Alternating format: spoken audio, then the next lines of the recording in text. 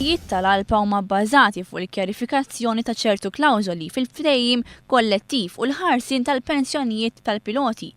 L-Unjin qed takkuża lill-Ermol tal-innuqqas ta' azzjoni min-naħa tal-maniġment qed taffettwa d-drittijiet u l-kundizzjonijiet tax-xogħol tal-membri tal-Alpa.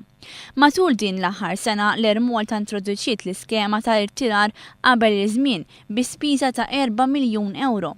Min din l-iskema benefikaw 16 pilota bil-konsegwenza li n-numru ta' piloti li baqgħu mal-linja nazzjonali tal-ajru mhuwiex suffiċjenti għall-ammont ta' titjiriet li topera l-Ermolta. Riżultat ta' dan il-piloti jilmentaw li ilhom għal dawn l-aħħar xhur jaħdmu ammont esaġerat ta' sigħat u dan inevitabilment ser iwassal lil piloti sabiex ma jkunux jistgħu joperaw iktar vjaġġi minħabba ejja eċċessiva.